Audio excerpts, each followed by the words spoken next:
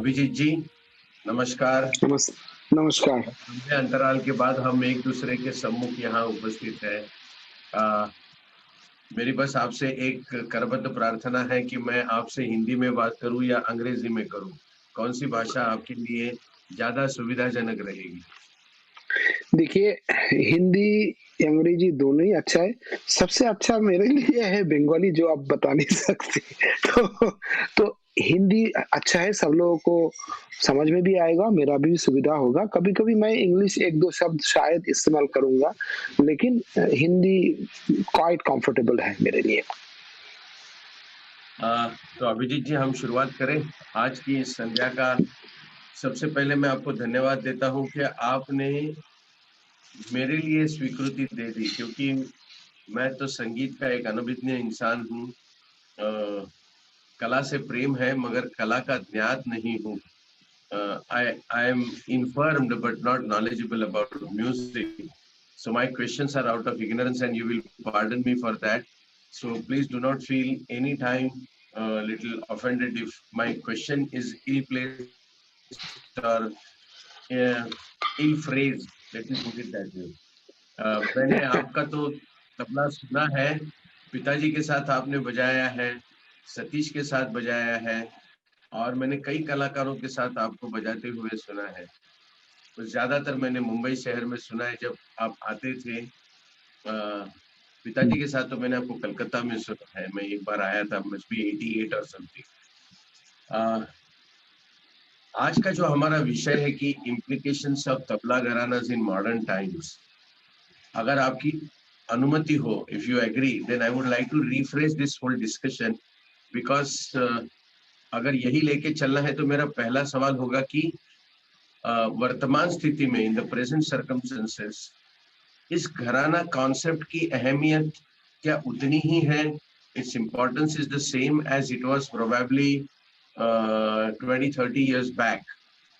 20-30 साल पहले घरानेदार गायकी, घरानेदार साज, घरानेदार बजाना ये बहुत अहमियत रखता था। आज सिर्फ इतना कहते हैं कि मैं इस घराने से ताल्लुकात रखता हूँ।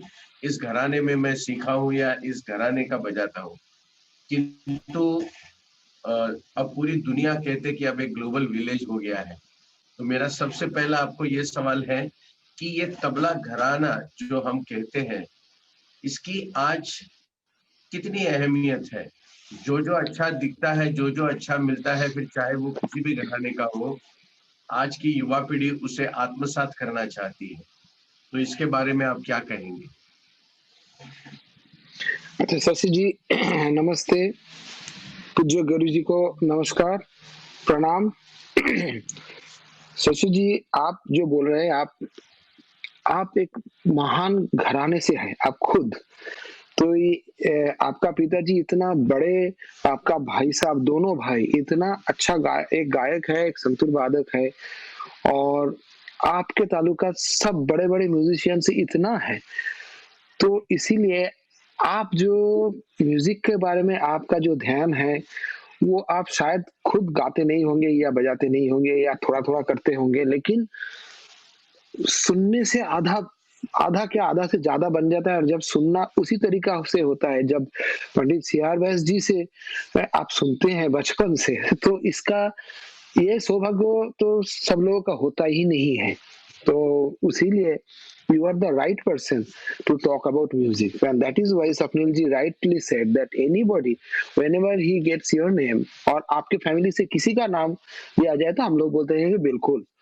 और मैंने बहुत सारे बड़े लोगों को देखा, जैसे पंडित किशन महाराज जी को देखा, आप लोगों के साथ इतना अच्छा रिलेशन था।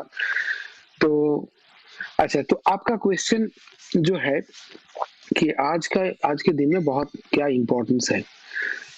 देखिए, मुझे ऐसा लगता है, ये मेरा खुद का कहने का है कि पुराने ज़माने में भी मैं अगर गुरुजी के पास सीखता था, या कोई आर्टिस्ट कोई गुरुजी के पास सीखते हैं, वो कभी-कभी कुछ एक टाइम तक उनको वही गुरु, वही स्टाइल, वही चीज़ फ़ॉलो करना चाहिए, बिना किसी को देख के, किसी को सुन के।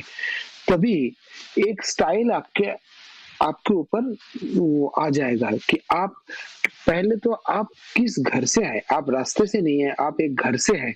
आपका आपका रहन-सहन, आपका बोलना जो है, वो आपका फैमिली का ट्रेडिशन जो है, वो आप खड़ा होने से ही आपको दिखाना चाहिए कि देखना चाहिए बाकी लोगों को ये जो आदमी खड़े हैं, ये इंडिया से है क्या, अमेरिका से है, या इंडिया से है तो महाराष्ट्र से है क्या, कहाँ से है, किस घराने से है, किस फैमिली से है, अच्छे फैमिली से है, इनका कित तो वो दिखना चाहिए। तो इसीलिए पहले आप जो शिक्षा होता है, तो वो एकदम आँख मूंद के गुरु को फॉलो करना चाहिए, वो जो बोल रहा है उसी को ही फॉलो करना चाहिए और किसी के पास देखना नहीं चाहिए। फिर एक ट्रेडिशन जब बोलता है कि एक जगह जाने के बाद अच्छे गुरु जो है, वो खुद ही बोल देता है, भाई अभी तुम दूसरा जगह से कहीं से अच्छा चीज़ अगर मिल जाए तो सीखो। तो ये अच्छा चीज़ आपको मिले क्या नहीं मिले, वो अच्छा चीज़ है क्या नहीं, वो अच्छा चीज़ है क्या बुरा चीज़ है, वो ठीक है क्या सही है क्या गलत है, ये देखने के लिए आपको गुरु के पास ही जाना पड़ेगा कि मुझे ये पहले-पहले ये ऐसा हम लोग भी करते थे, पहले भी मैंने जो सुना है बड़े लोगों से उनका स्टोरीज़ और उन खुद बताया कि वो सुने हैं, फिर गुरुजी को पूछा कि गुरुजी ऐसा एक बंदिश सुना है, ये इसको बजाने का बड़ा मन करता है, तो इसको करें क्या? तो गुरुजी कभी बोलता है, हाँ भाई इसको करो और तो फिर वो लोग सुनते हैं। तो कहीं से भी आपको अच्छा चीज़ मिले, तो लेना चाहिए, लेकिन उसका एक टाइम होता है। तो एकदम शुरुआत में अगर ले लेंगे, तो आपका स्टाइल नहीं बनेगा, आपका एक घराना नहीं बनेगा, आपका एक बजाने का जो स्टैम्प है वो नहीं बनेगा। तो वो बनाने के लिए आपको पहले एकदम आँख मूंद के एक घरानों को फ़ॉलो करना चाहिए और उसके बाद आपका गुरु ही खुद ही कहेगा कि भाई आप अभी बाहर से चीज़ आहरण कर सकते हो। तो फिर आप जाइए और अच्छे-अच्छे चीज़ जो है उसको चुन-चुन के आप खुद ले लीजिए। लेकिन अभी शशि जी जो बात है सोचिए मैं तबले के बारे में बोल रहा हूँ। मैं फ़ारुखाबाद घराने से हूँ। तो मुझे पंजाब के घराना बहुत अच्छा लगता है और पंजाब की चीज़ें मेरा गुरुजी मुझे सिखाए हैं क्योंकि उन्होंने भी उस्ताद फ़िरोज़ खान साहब से काफ़ी सीखा क्योंकि उस्ताद फ़िरोज़ खान साहब कलकत्ते में आए थे और काफ़ी दिन रहते थे। तो उनका एक बहुत असर कलकत्ते में जितने तबला प्लेयर था, उनके ऊपर पड़ा था और सब लोगों ने उनके पास जाके सीखा क्योंकि मैंने तो उनको खुद सुना नहीं, लेकिन मैंने सुना कि उनका बजाने का ढंग और उनका बोलबानी बहुत अट्रैक्टिव था और अभी भी मुझे वही लगता है और इसीलिए मुझे पंजाब घराना में बहुत पसंद है। तो क्योंकि फ़िरोज़ खान साहब का जितना मैं कभी भी कहीं पे सोलो बजाता हूँ, फ़िरोज़ खान साहब का 2-3 चीज़ तो बजाता ही हूँ, उनका नाम लेके। लेकिन बात ये है कि वो जो अगर हम वो चीज़ बजाएँगे, उनके तरीका जो होता है उसी को रख के ही बजाएँगे, लेकिन फिर भी हम अगर बजाएँगे और एक आदमी जो पंजाब घराने से सीखे हैं, वो अगर बजाएँगे, दोनों में थोड़ा-सा फ़र्क हो जाएगा। दोनों में बजाने का और ढंग का पेश करने का ढंग में थोड़ा-सा फ़र्क हो जाएगा क्योंकि मैं फ़ारुखाबाद स्टाइल में ज़्यादा सीखा हूँ, इसीलिए मेरा जो घराना है, मेरा जो स्टाइल है, मेरा जो हाथ रख-रखाव है, उसको वहाँ पे दिख जाएगा थोड़ा-सा और वो मैं ऐसा नहीं बोलता कि वो खराब है या सही है कि या गलत है, लेकिन मुझे लगता है वो होना चाहिए क्योंकि उसमें मेरा ओरिजिनलिटी बनता है कि मैं इस घराने से हूँ, लेकिन मैं ये चीज़ बहुत अच्छा लगता है और मैं इसको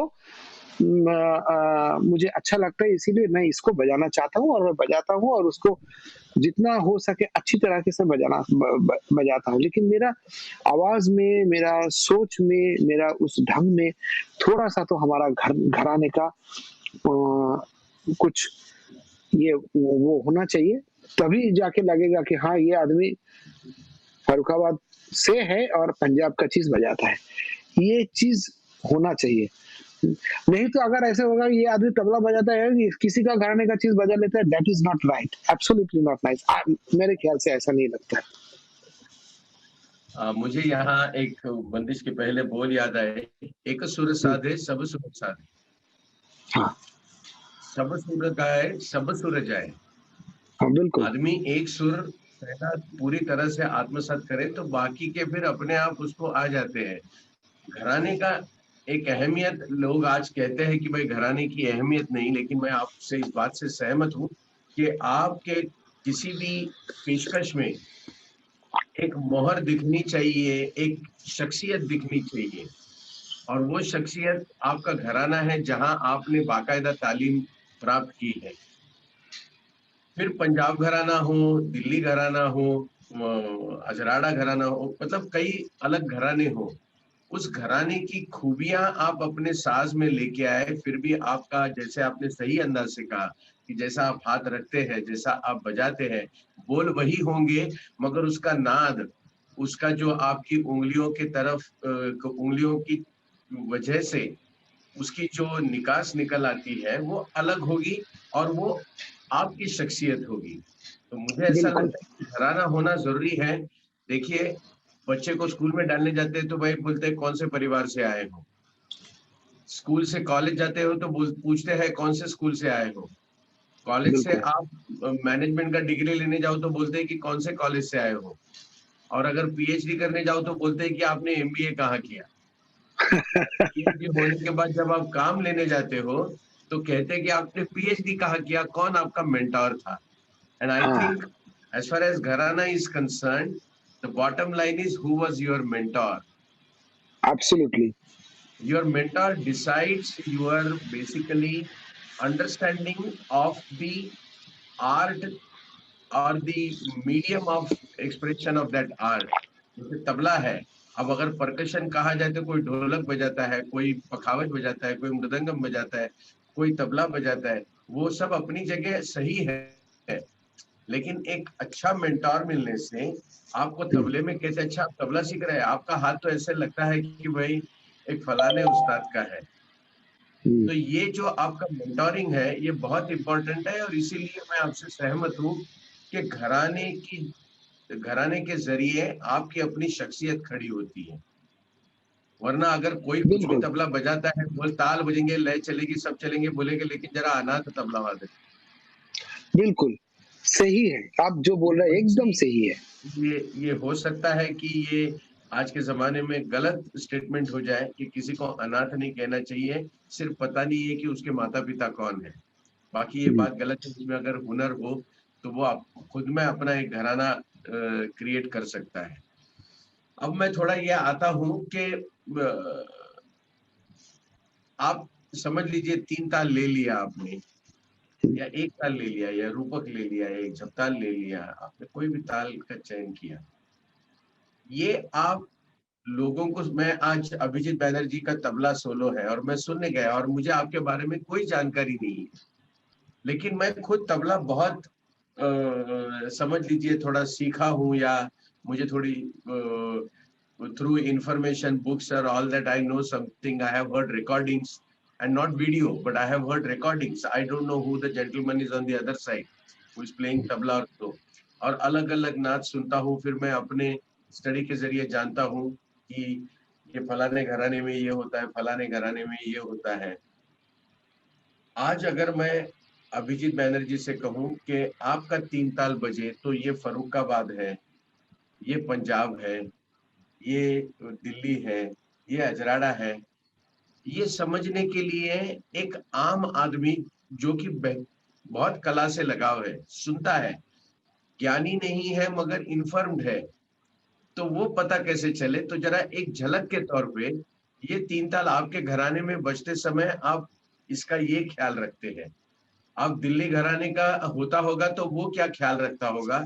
आपको जैसे पंजाब घराना पसंद है, तो ये 2 घराना यानी कि पंजाब घराना और फर्रुखाबाद, ये दोनों में एक ही ताल बजते समय सुनने वाले को क्या देखना चाहिए? जैसे कि कायदा है, पेशकार है, लीला बजता है, या कुछ लगियाँ बजती हैं।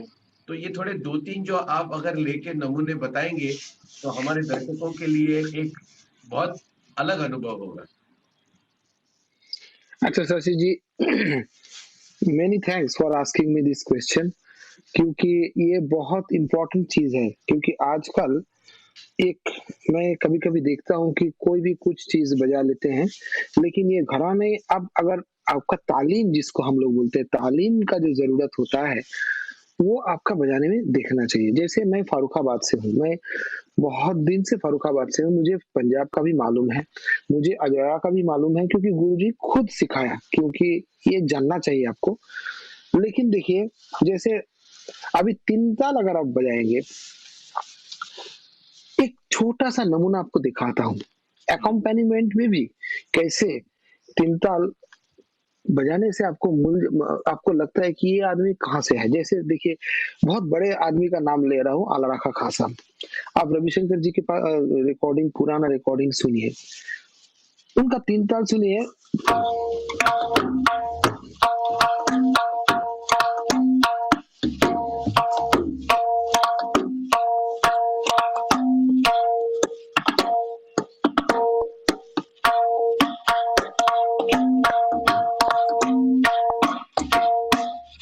ऐसा ठेका उनका चलता है, मतलब रविशंकर जी के बजाने के साथ उनका ठेका चलता है। ये जो चीज़ है, मतलब ना, तिन के तिन, ये छोड़ के बाकी का चीज़ ऐसे-ऐसे हिलता रहा है और अजीब-सा एक मतलब अनुभूति होता है।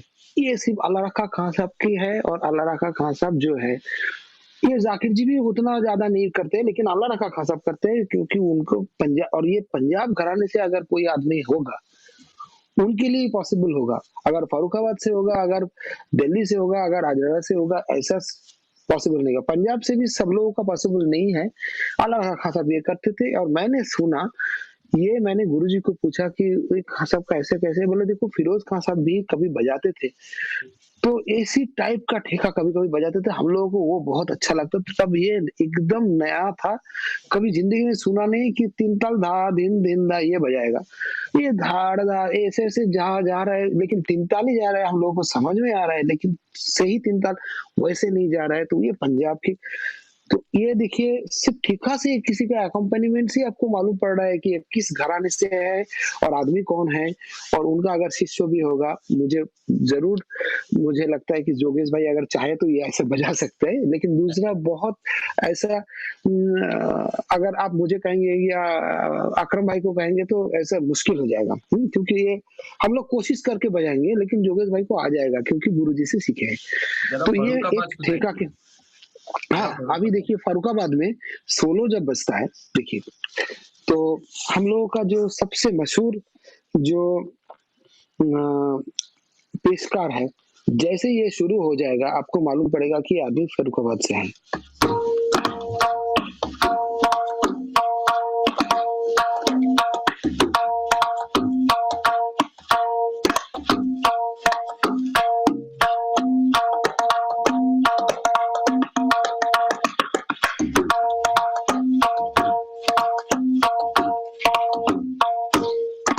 ये मशहूर है थिरकुआ खान साहब का, धीन कर धिन दाते धाड़ धा दिन ना धा ती धा धा। जैसे मेरा सोलो शुरू हो जाएगा, हम लोग सब लोग जो फर्रुखाबाद से हैं, इसको इस्तेमाल करते हैं, और इसको जो हम लोग अनफोल्ड करते हैं, वो फर्रुखाबाद ढंग से करते हैं। जैसे कुछ फ्रेजेस है जो हम लोग बजाएंगे ही बजाएंगे, जैसे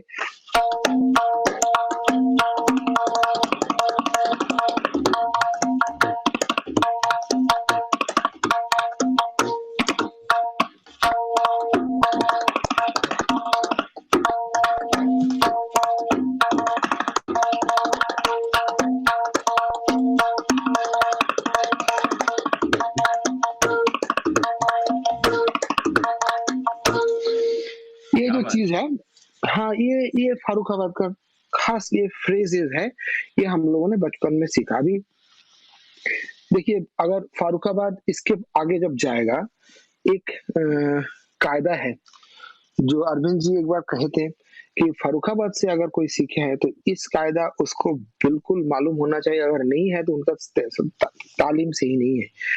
हम लोग जब फर्रुखाबाद वाले जो बजाते हैं, तब सब शुरुआत में कुछ लोग या तो सब लोग, कायदा जो चीज होता है वो दिल्ली से है मेनली। तो दिल्ली का कायदा सबसे मशहूर है, उसके बाद अजराले का कायदा। तो हम लोग कुछ ना कुछ दिल्ली का बजाते ही है, लेकिन वो बोल के बजाते हैं, जैसे धाते टे दादा तेटे धागते ना के ना।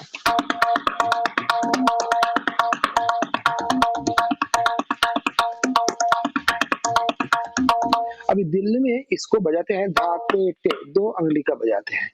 हम लोग भी वैसे ही बजाते हैं, लेकिन फारुखाबाद में कुछ लोग धाते टे ये भी 3 अंगुली का तेती भी बजा लेते हैं, और ये फारुखाबाद है इसीलिए इसको चल जाता है, लेकिन दिल्ली में ये नहीं चलेगा। तो धाते टे, ठीक है।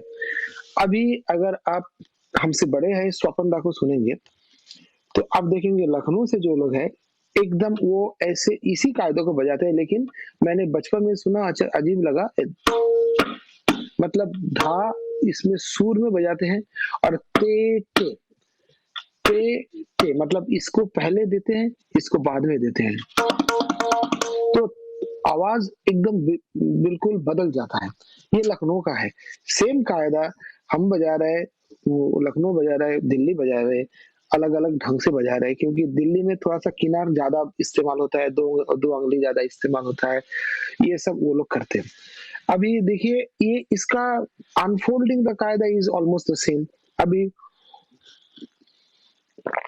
बनारस में अगर होगा तो ये जो पेशकार है, पेशकार वो लोग नहीं बजाएंगे, पेशकार है नहीं अभी,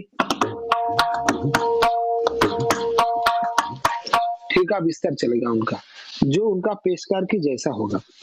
तो बनारस का अगर कोई आदमी जैसे ही बैठेगा उठान देके, उसके बाद पेशकार जब आएगा तो पेशकार नहीं बजाएंगे और ये चीज बजाएंगे। तो any informative person, I mean जो any person who has got some information about the tabla gharanas, उसको तुरंत मालूम पड़ जाएगा कि ये आदमी ये ये तो फारुखाबाद का आदमी है, ये ऐसे ऐसे बजा रहा है।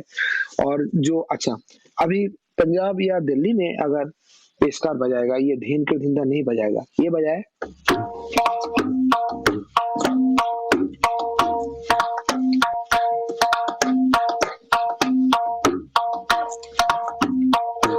ये धाड़ धा तिन्ना घेना धिन्ना घेना धाड़ धा तिन्ना, इस अंग से बजाएगा।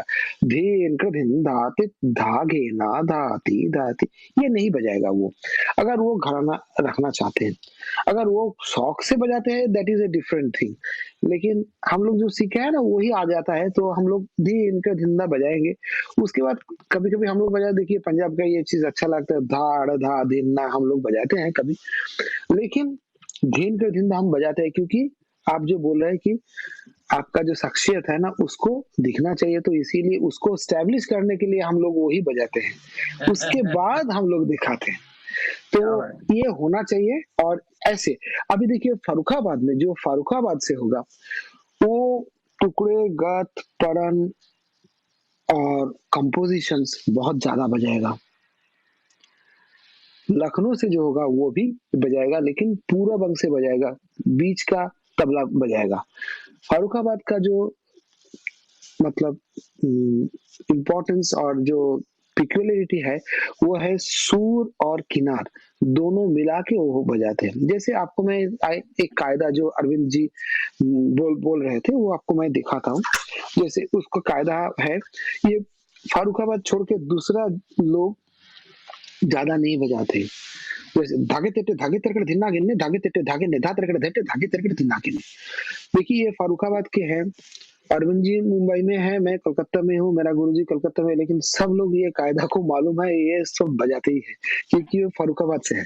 तो देखिए धागे तेटे धागे तेरकड़ धिन्ना गिन्ने, इसका सुर और कनी बहुत, जिसको सही तरीका से तालीम मिलेगा वो दिल्ली में है क्या पंजाब में है क्या या कहीं पे भी है, उसको यही इसी ढंग से वो बजाएगा।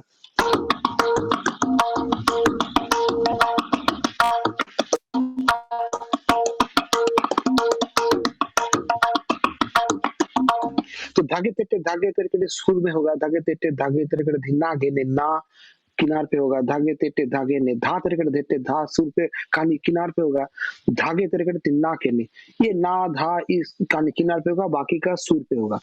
तो फारुखाबाद से जिन्होंने अच्छी तरह से तालीम लिए हैं उनका ना बजाने में आप देखेंगे सुर और कनी का बहुत अच्छा संमिश्रण है, क्योंकि उस घराने का वो एक क्या बोले जो पिक्युलरिटी है।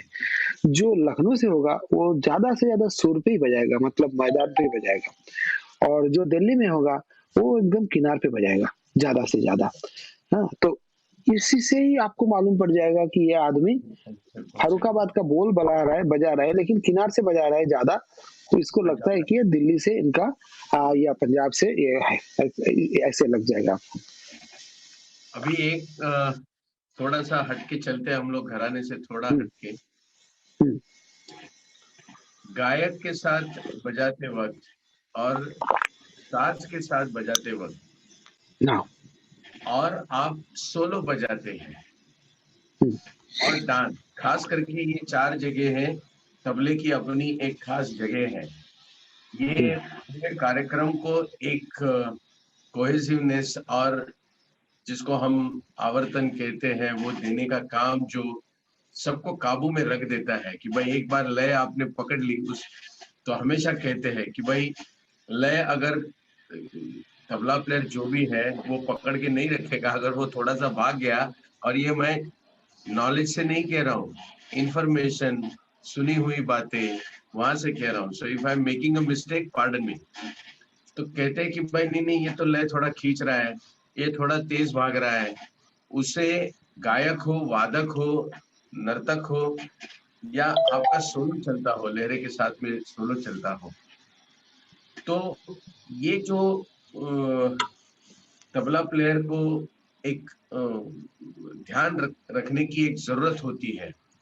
आप जितना मैंने देखा, जितने मैं कार्यक्रम करता हूँ, तो rest of the instrument they don't mind, but vocalist are very keen कि नहीं भाई मेरे को ये तबला प्लेयर चाहिए, ये ठेका अच्छा बजाता है। कोई इंस्ट्रूमेंटलिस्ट कहता है कि नहीं ये मुझे चाहिए, ये मैं क्या बजा रहा हूँ ये समझ के मेरे साथ चलता है, और बड़ी लय को जैसे चाहिए वैसे उसको, इतनी मेरी समझ है कि लय को कब बढ़ाना है, कैसे जाना है। डांस का अपना एक है जो कि मैंने काफी कम सुना है। बिरजू महाराज जी के अलावा मैंने बहुत इतने नर्तक देखे नहीं है, तो मैं कह नहीं सकता हूँ।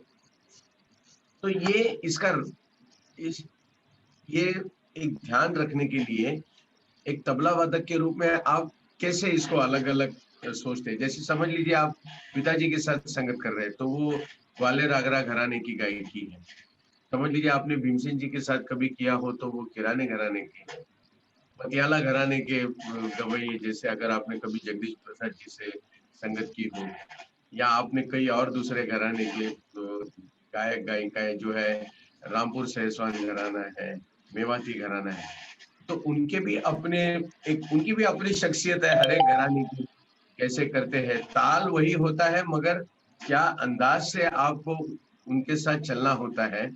तो ये आपने तो इतने कलाकारों के साथ संगत की है, तो कुछ इसके बारे में आप जानकारी दें कि ये ठेका, आप महाराष्ट्र में आएंगे तो कहते हैं कि भाई नहीं, ठेका बजाने वाला कोई बहुत अच्छा ठेका बजाने वाला चाहिए।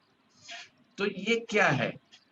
उतना हो सकता है कि शायद कोई दिल्ली में नहीं पूछता हो, या कलकत्ते में नहीं पूछता हो, या जहां मतलब जो गढ़ है हिंदुस्तानी संगीत के, ग्वालियर में जाए तो अलग ही है।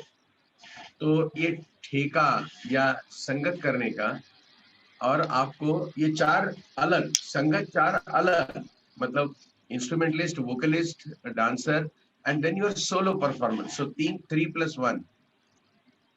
What are the nuances that you have to keep it in mind, or the major issues that you look into it? If this I have to maintain all the time, if I am with a vocalist, then if I am with the instrumentalist, if I am with a dancer, and if I am playing a solo. इसके बारे में थोड़ी अच्छा अच्छा देखिए मैंने लगभग गाने वाले के साथ बहुत बजाया, इंस्ट्रूमेंटलिस्ट के साथ भी बहुत बजाया, डांसर्स के साथ थोड़ा सा कम बजाया, सोलो भी काफी बजाया। तो डांस के बारे में बाद में बताऊंगा। पहले तो ये बोलना चाहता हूँ कि हर एक तबला प्लेयर को गाना सीखना चाहिए, एकदम मस्ट। बहुत बड़ी बात और है। हाँ, गाना सीखना चाहिए, मतलब थोड़ा सा गाना सीख लेते हैं ऐसा नहीं, जबरदस्त गाना सीखना चाहिए। अच्छा, तो ऐसा नहीं कि अच्छा थोड़ा सा गाने के बारे में जानकारी होता है तो चल जाएगा, वो नहीं। जितना अच्छा आप गाना सीखेंगे उतना अच्छा आप म्यूजिक को अच्छी तरह से आप अपनापन मतलब आप यू कैन डाइजेस्ट इट, आपने बहुत बड़ी एनीथिंग बात एनीथिंग कही, बहुत बड़ी बात कही। एनीथिंग। देखिए तो क्या है आपका गाना सीखने के बाद क्या होता है रागों के बारे में एक आर्टिस्ट जो करना चाहते हैं, क्योंकि जो सितार बजा रहा है, मैं मेरा मेरा एक मैंने मेरा ज़िंदगी में मतलब शुरुआत में मैं मतलब शुरू किया था पंडित निखिल बैनर्जी जी से। तो निखिल जी जो बजाते थे, वो तो गाना गाते थे अंदर ना, तभी तो वो बजाते थे। अच्छा, वो रात में बैठते थे, मैंने टूर किया था, वो गाना गाते थे। आमिर खान साहब का हर वक़्त, अच्छा, मैंने कभी उनको देखा नहीं कि वो दूसरा कुछ सुन रहा है। मैंने सभी बार देखा कि वो आमिर खान साहब का सुन रहा है। तो इतना गाना सुन रहे हैं और बजा रहे हैं सितार। तो इसीलिए सबको गाना सुनना नहीं, सीखना चाहिए बाकायदा अच्छी तरह से। अच्छा, बहुत सारे तबला प्लेयर नहीं, मेरे को गाना नहीं आता है, अरे ये सही नहीं है। गाना अगर सीखेंगे तो आपको सब कुछ आ जाएगा, म्यूजिक पूरा आ जाएगा, क्योंकि that is the essence of our music, Indian classical music. उसके बाद जो है, आप गाना सीखने के बाद नेचुरली आप गाना कोई एक घराने से ही सीखेंगे। अगर आपको अच्छा, जैसे मैंने सीखा था पाटियाला से सीखा, अजय चक्रवर्ती जी से सीखा।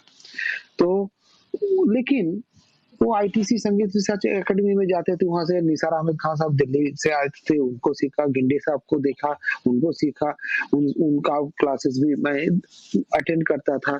हमारे दोस्त लोग जो है वो आगरा घराने से, वहां पे बहुत बड़ा लताफत खान साहब तब भी जिंदा थे, तो लताफत खान साहब को सीखा। मतलब उनको उनका बंदी से सुना, वो अजायदा को सिखा रहा है, ये टाइम में मैं गया, मैं सुना, दिखा। तो ये सब जो एक्सपीरियंस हुआ उस अच्छा, उसके बाद मैं जसराज जी के साथ इतना बजाया, मैं परवीन जी के साथ तो अभी भी बजाता हूँ इतना। तो ये गाना सीखने के बाद ये गवाइया क्या सोच रहे हैं, क्या चाहिए उनको, वो आपके अपने आप आपको इस्तेमाल हो जाएगा कि ही नीड्स दिस नाउ, क्योंकि आप भी उनके साथ गाना गा रहे हैं ना, तो इसीलिए एंड आप उसी स्टैंडर्ड में नहीं, लेकिन मतलब अच्छी तरह से गाना सीखा, तो इसीलिए you know what he needs from you as a tabla player. तो आप वही उनको देंगे तो उनको खुश हो जाएगा, तो मतलब उनको और भी फ्लरिशिंग हो जाएगा कि वो सही, अगर आप वो गाड़ी चला रहा है ना, आपको आप सही रास्ता देंगे उनको, तो गाड़ी तो अच्छा चलेगा, तो आपको वो उनको भी अच्छा लगेगा, आपको भी अच्छा लगेगा, प्रोग्राम भी अच्छा लगेगा, सबको अच्छा लगेगा। तो इससे अच्छा हो ही नहीं सकता, तो गाना सीखना ही चाहिए।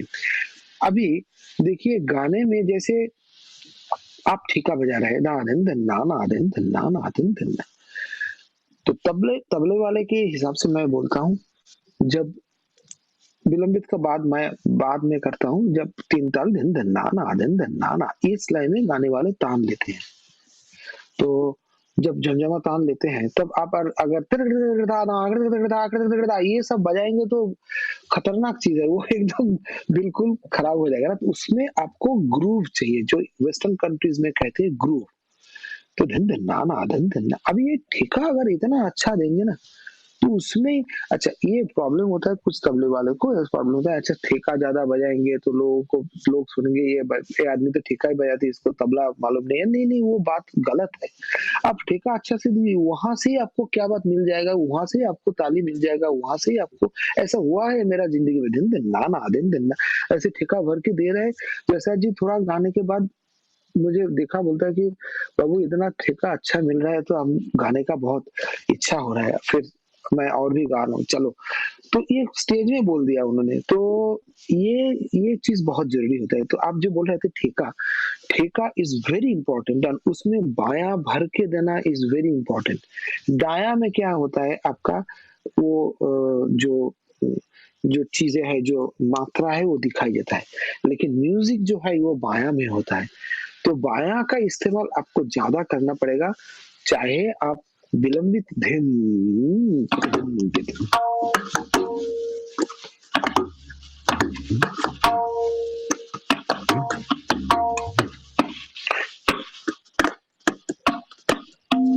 ये जो है, जहाँ पे खाली है वो तो अलग बात है, लेकिन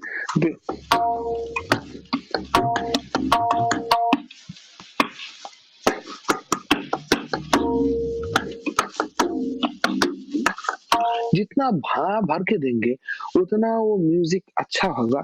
और गवाइए के लिए जो मेन बीट्स है उसमें डाया देंगे आप, तो वो निकल आएगा, उनको दिख दिख जाएगा कि ये अच्छा ये बीट गया, ये बीट गया, ये बीट गया। ज्यादा आप दाया का इस्तेमाल करेंगे, उसमें ये लगेगा अरे कहाँ पे है ये, तो तिरकिट धिरकिट इतना चल रहा है अभी, वो ना ना ना थुन थुन थुन, तो कौन सा ना बीट का है, कौन सा नाम है, क्योंकि उनको रागों के बारे में सोचना है ना, उनको मतलब कैसे बढ़ावा होता है उसके बारे में सोचना है। तो आपके तरफ अगर दूसरा उनको ज्यादा ध्यान देना पड़ेगा तो गाने में रुकावट आ जाएगा। तो इसीलिए एकदम स्मूथ होना चाहिए, जहाँ पे उनको बीट्स दिखना चाहिए कि धिन गया, ये धिन गया, ये धा गया, ये तिरेकेटे गया, पहला तिरेकेटे है या दूसरा तिरेकेटे। इसीलिए डाया का कम इस्तेमाल करो, मेन बोल्स दिखाओ, और खाना पूरी जो है वो बाया से करो, तो वो म्यूजिकल भी रहेगा और उनको भी अच्छा लगेगा। इसीलिए ठेका का बहुत जरूरी होता है। अभी सोचिए कि ग्वालियर में आप बजाएं, जैसे अगर आप सुनेंगे कि इनका उल्लासदादा का अगर चल रहा है, अभी उल्लासदादा को देखिए, सुरेश जी उनके साथ बजाते हैं और एक टाइम पे उन दोनों एक साथ चलते हैं। अभी उस जगह पे अगर आप जाके ठेका देंगे तो गड़बड़ हो जाएगा। तो इसीलिए स्टाइल को भी आपको जानना चाहिए कि इस टाइम में क्या चाहते हैं। अच्छा, ये मेरे जिंदगी में हुआ, क्योंकि उल्लास जी जब पहली बार कलकत्ता आए, मतलब जब आईटीसी में ज्वाइन किया, किसी ने मुझे बोला कि आप उल्लास जी के साथ बजाएंगे, तो मैं गया। तो उल्लास जी कुछ बोलते नहीं है, उल्लास जी तो बहुत अच्छे आदमी है, कुछ बोलते नहीं है, लेकिन मैं थोड़ा सा ठेका दिया। तो उल्लास जी मुझे मेरे तरफ देख रहे हैं, मैं सही बात बता रहा हूँ, मेरा कोई वो नहीं है कि मैंने गलत किया, ये नहीं है। तो मैं मेरे पास देख रहे हैं और कुछ नहीं बोल रहे। फिर बाद में मुझे बोला कि अच्छा आप ग्वालियर सुने हैं, मतलब मैंने कहा कि नहीं, मैं तो ज्यादा यहाँ पे पटियाला सुनता हूँ और आगरा सुनता हूँ। तो बोले थोड़ा सा सुना कीजिए और नेक्स्ट प्रोग्राम में आप आपसे मिलेंगे। तो मुझे लगा कि वो कुछ इंडिकेशन मुझे देना चाहते हैं। तो फिर मैं थोड़ा सा सुना, उल्लास जी का ही गाना सुना और सूरज जी को देखा, ये तो एक साथ चल रहे हैं।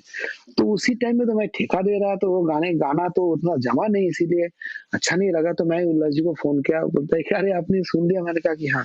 बोले वो हम लोगों का चाहिए, तो उसमें आप अगर एक साथ चलेंगे तो अच्छा लगेगा। तो ये जो चीज है, इसीलिए स्टाइल का भी आपको ध्यान में रखना चाहिए। ये चला गया नाटसेल में थोड़ा सा गाने के बारे में। अभी अगर आप अच्छा, इसके बारे में और एक चीज कहता हूँ, जब ठुमरी में बजाएंगे, ये उसका अलग थोड़ा सा चेहरा होता है। अभी इंस्ट्रूमेंट में अगर बजाएंगे तो रहिए कि अगर सितार में आप बजाएंगे तो विलायत खान साहब के साथ और इनका स्टाइल के साथ अगर बजाएंगे, बुधादित्य दास के साथ मैं काफी बहुत बजाया, निषाद भाई के साथ बजाया, सुजात भाई के साथ बजाया।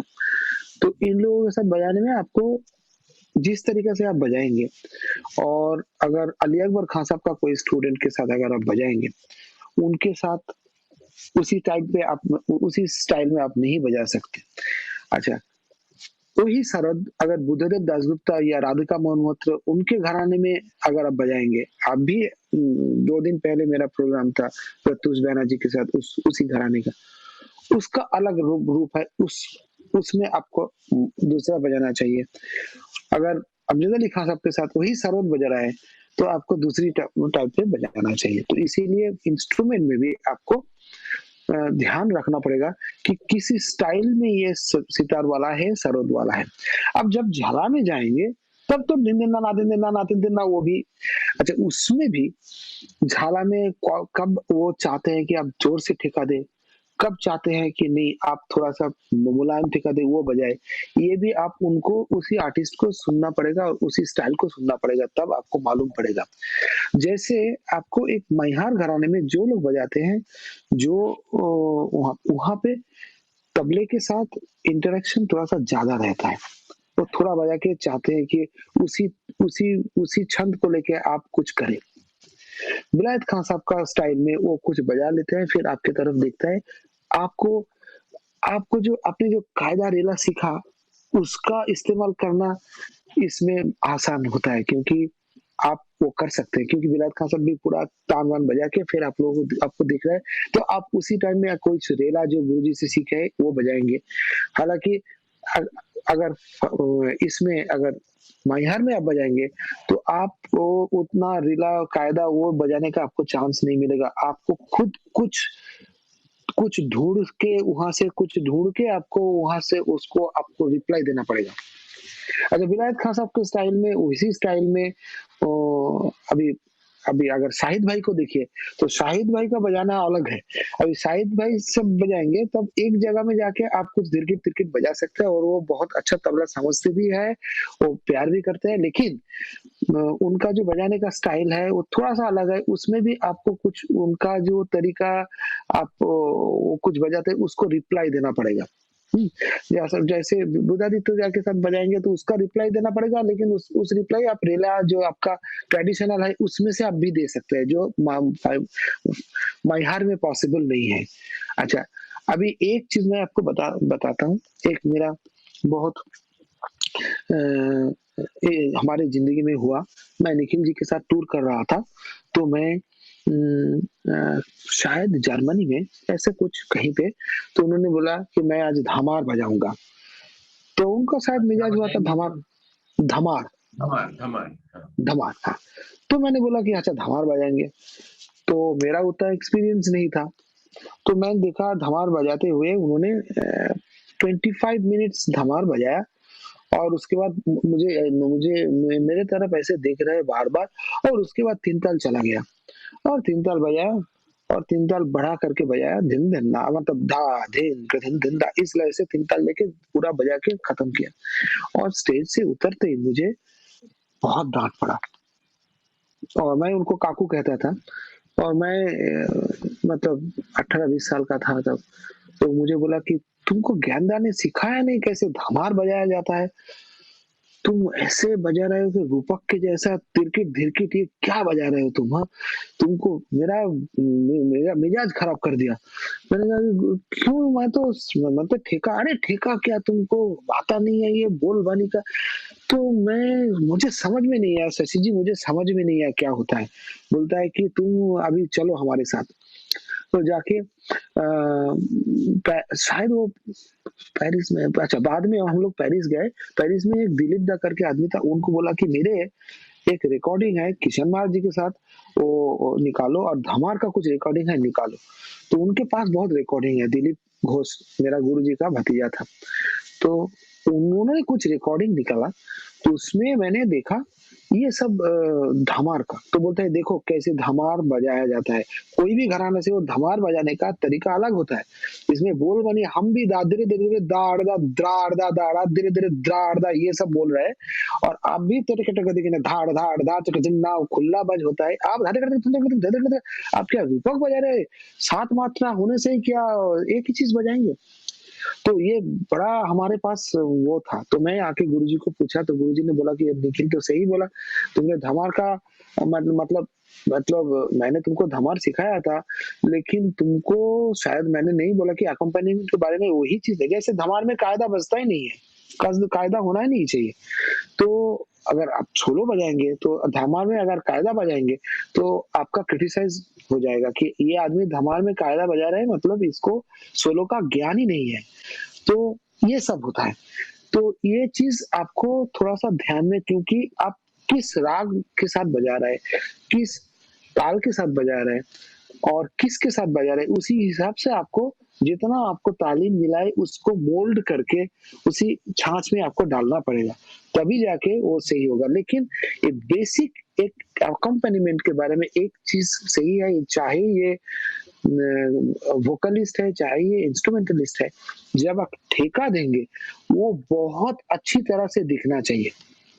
एकदम क्लियर होना चाहिए। अभी सोलो के बारे में अगर बताएँगे, जैसे मैंने बताया कि अगर 3 ताल बजाएँगे ज़्यादा से ज़्यादा हम लोग 3 ताल बजाते हैं, तो 3 ताल का चीज़ बजाना चाहिए। अगर हम लोग झपताल बजाएँगे, तो झपताल और अगर आप सुलताल बजाएँगे, तो झपताल और सुलताल का चीज़ अलग होना चाहिए। उसमें आपको उसी तरीका से आप उस ताल का भी एक पर्सनैलिटी होता है, उसी हिसाब से आपको उनको डील करना चाहिए। अगर आप रूपक बजाएँगे, थोड़ा-सा हल्का मूड का वो ताल है, तो उसी हिसाब से आप ऐसे बजाइए। तो सोलो के बारे में तो आपको तालीम मिलता ही है, उसी हिसाब से आप बजाएँगे, लेकिन एक्कम्पेनिमेंट जो है, उसके लिए आपको गाना सीखना चाहिए और वो किसी को सिखाया नहीं जाता है, वो बहुत आपको सुनना पड़ता है, तब जाके आप सीखेंगे। क्या बात है! अच्छा, अभी रही रही डांस की बात, डांस के साथ मैंने कम बजाया। डांस का एकदम अलग चीज़ है। डांस के साथ जैसे शांता प्रसाद जी को आपने शायद बहुत बार सुना होगा, मैंने भी बचपन में सुना। तो इतना अच्छा वो रोशन कुमार जी के साथ बजाते थे, मैंने बचपन में सुना था।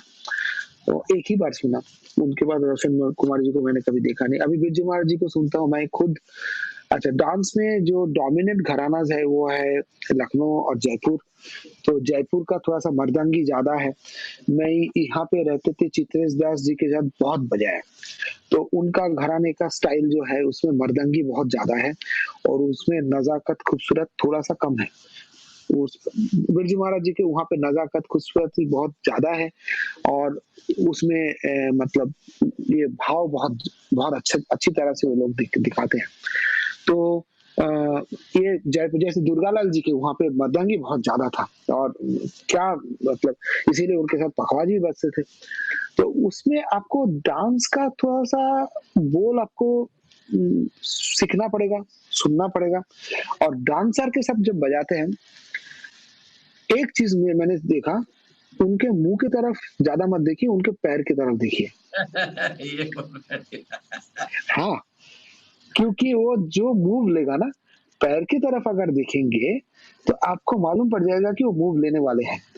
लेकिन वो आप उनको वो ऐसे पूरा चेहरा देखते रहेंगे तो उतना आपको उनके पैर की तरफ, हाथ की तरफ ये देखिए, आप ये उनके मुँह की तरफ मत देखिए, तो आपको ये आप फेल हो मुझे जाएँगे। बताइए, अभिजीत जी, अगर माधुरी हाँ, दीक्षित के साथ आप संगत कर रहे हैं, तो आप तो पैर में कितना प्रोग्राम देखेंगे? कैसे नहीं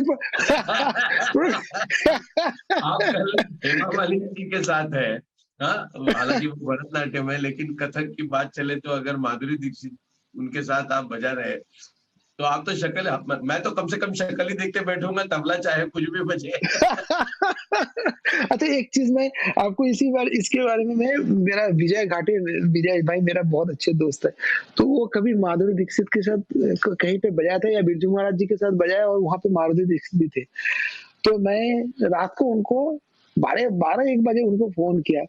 विजय भाई अरे बोलिए अभी प्रोग्राम से आया बोले इसीलिए तो मैं फ़ोन कर रहा हूँ। मैंने सुना आपने इनके साथ बजाया, तो आप बिरजू महाराज जी के साथ बजाया क्या उनके? बोले अभिजीत भाई अभी बहुत रात हो गई, आप सो जाइए, कल सुबह बात करेंगे। मैंने कहा कि नहीं आप बताइए मुझे बोलते हैं नहीं अभी देखिए ऐसा है कि देखने का तो इच्छा होता है मुँह की तरफ, लेकिन वो देखना पड़ता है पैर की तरफ नहीं तो फेल हो जाएँगे। तो हाँ, विजय भाई का वो हमारे मतलब मज़ाक है। लेकिन लेकिन ये है कि आपको थोड़ा-सा उनको वो ध्यान रखना चाहिए, नहीं तो this आप was in a lighter vein. I understand. An artist हाँ, is an हाँ, artist. He knows what is his job. हाँ, हाँ। Abhijeet N ji, artist is अब समय वर्शिपर ऑफ ब्यूटी तो वो आपको मुँह की तरफ से ध्यान चला ही जाएगा। तो वो दूसरे लोगों को अभिजीत वो जी, प्रोग्राम के समय पहले जितना चाहे देख लीजिए बस। समय यूँ चला गया है 1 घंटा कि ऐसा लगा कि अभी ये बातें शुरू हो गई है। लेकिन समय की पाबंदी है। आपसे हाँ, बात करने का आनंद आया। बहुत बहुत छोटी-छोटी अच्छा। चीज़ें थी सर और सबसे बड़ी बात आज अ, आपने अपनी एक बड़प्पन की मिसाल दे दी क्योंकि आपने जिन महान कलाकारों के साथ संगत की, उस वक़्त आपको उनसे क्या सीख मिली, वो आपने इतने दिल खोल के जैसे निखिल दा के साथ जब आपने वो धमार की बात कही, तो आपने कहा कि कुछ चीज़ें ऐसी हैं कि वो वहीं सीखने मिलती है जब आप मंच पर बैठते हो, ना कि किसी बिल्कुल, कमरे में जाके तालीम और रियाज़ लेके बैठो। क्योंकि दूसरे के साथ संगत करें या सोलो बजाए तब हमको पता चलता है कि हम कहाँ हैं। और ये हुँ। हर प्रोफेशन में है कि unless you listen to someone else, unless you accompany और you are with somebody and you come to know what you do not know. और मैंने एक बार शशि गाते-गाते जी एक चीज़ मैं बोलना चाहता हूँ कि जब भी मैंने जितने बड़े कलाकार के साथ जो जयसराज जी, परवीन जी, निखिल जी, रविशंकर जी इन लोगों के साथ मैंने बैठा, आपके पिताजी सबको मैंने देखा जब स्टेज में बैठते हैं, they give 100% to the music. They बहुत गिव दे, इसीलिए ये लोग बड़े हैं। और आप जब उनके पास बैठते हैं और जाते हैं, आप छोटे हैं तो सर नीचा करके जाना चाहिए, तभी आप सीखेंगे। नहीं तो अगर आप बोलेंगे मेरा भी तालीम है, तो आप कुछ नहीं सीख पाएंगे, कुछ नहीं, आपका कुछ नहीं होगा।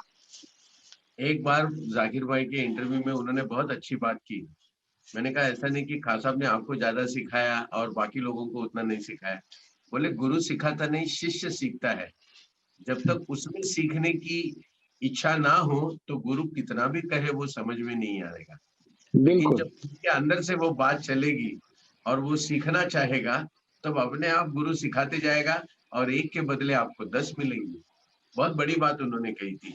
हम लोग को यहीं रुकना होगा क्योंकि समय हमारा इस तरह से चला गया कि मैं बयान नहीं कर सकता हूँ। आपका बहुत बहुत मैं हृदय तल से आभार प्रकट करता हूँ कि आपने जो छोटी छोटी बातों को जिस अंदाज से कहा है और इतने सुरीले अंदाज से। और एक बहुत बड़ी बात कि भाई तबला जो भी बजाता है उसको गाना सीखना चाहिए। एक अहम बात आज आपने जाते जाते कह दी और इतनी सहजता से, किंतु बहुत बड़ी बात थी। मैं आपको फिर से एक बार नमस्कार। मिशन की तरफ से और मेरे व्यक्तिगत स्तर पर आपका आभार प्रकट करता हूं और आपने मुझे बर्दाश्त किया, इसके लिए मैं आपका आभार नहीं, प्रकट नहीं, करता हूं। आप इतने बड़े, आपको मैंने बोला है, इतने बड़े घराने से है आप, आपके अंदर में आप चाहे या नहीं चाहे म्यूजिक खिलता है। तो वो आप चाहे या नहीं चाहे, बचपन से आप सी आर व्यास जी को सुनता है, तो और क्या चाहिए आपको। मैंने जाते जाते बस अंत में एक बात मेरे पिताजी ने जो मुझसे कही थी, मैंने एक बार उनको पूछा, आप हर बार कहते हैं कि भाई what ever subject you learn, झाड़ू भी लगाते हो तो ये सीखो कि झाड़ू कैसे लगाना चाहिए। तो पूरे तह तक जाओ तुम उसके, मतलब get into the skin deep of the character and you learn that subject. तो मैंने कहा इतना ज्ञान लेके क्या करेंगे। तो बोले कि जैसे जैसे ज्ञान मिलते जाता है वैसे वैसे तुम्हारी अज्ञान की कक्षाएं चौड़ी हो जाती है। The more you get the knowledge, the spectrum of your ignorance widens, and you all the time remain a seeker and not a master. The day you feel that you are master, that means you have finished yourself and you stop there. या तो वैसे ही आज आपने जो आज इतनी मुझे अच्छी बातें लगी आपने निखिल दा के साथ, इसके साथ जो आपने जो अपने अनुभव बताए, मुझे विश्वास है कि आज जितने दर्शक ये देख रहे और सुन रहे हैं वो आज अपने साथ में कुछ चंद बातें जो सीखने लायक है, जो ग्रहण करने लायक है, वो लेकर ही चले जाएं। बहुत बहुत धन्यवाद। बहुत बहुत धन्यवाद। नमस्कार। नमस्कार।